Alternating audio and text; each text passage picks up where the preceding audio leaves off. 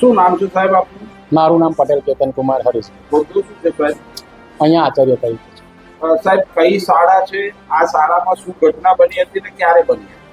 શાળાનું નામ પ્રાથમિક કન્યા શાળા મૌદા છે. અહીંયા 1 તારીખના રોજ પ્રાર્થના સમય દરમિયાન બાળકોને સ્વચ્છતાના પાઠ રૂપે એમનું જે તપાસવામાં આવતા હતા એ વખતે તપાસતા હતા. એટલે એમાં અમુક છોકરીઓ ચોટલા 2 વારીને નથી આવી.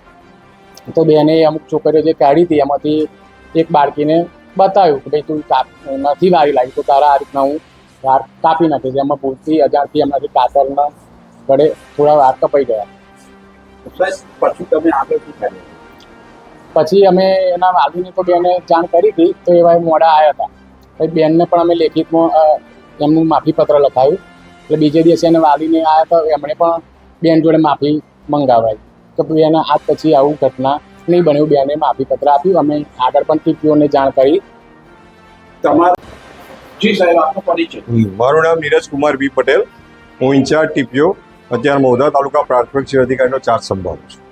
સાહેબ શું ઘટના બની? આજે જે ઘટના બની એની મને સવારે આચાર્યશ્રી દ્વારા ટેલિફોનિક જાણ થઈ અને અનુસંધાને મને વડી કચેરીથી પણ સાહેબશ્રીનો ફોન આવ્યો અને અમે અત્યારે અહીંયા આવી અને આની જે તપાસ છે એ તપાસ કરીશું અને તપાસનો અહેવાલ જે છે અમે વડી કચેરી રજૂ કરીશું અને વડી કચેરી જે શિક્ષાત્મક કાર્યવાહી કે જે પણ કાર્યવાહી કરવાનો અમને આદેશ કરશે એ અનુસાર અમે આગળની કાર્યવાહી કરીશું. સાહેબ આચાર્યએ જે પ્રતિક્રિયા આપી એમાં આચાર્યએ સ્પષ્ટ જણાવ્યું છે કે ગઈકાલે રાત્રે તમે ઉપલા અધિકારીને જાણ કરી. ના. આચાર્ય ખોટું છે, ખોટું બોલે છે, કાં તો ખરું ખોટું? ના, મને સવારે જ ટેલિફોનિક જાણ લગભગ 10:15 આચાર્યશ્રી દ્વારા કરવામાં આવી છે કે આ બીના બની છે. કેટલી ગંભીર ઘટના માની? હા, આ બાબતની જે છે એ ગંભીર ઘટના છે.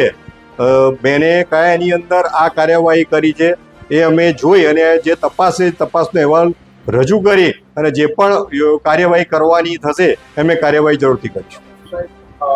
આપની દ્રષ્ટિએ કેવી કાર્યવાહી થઈ શકે?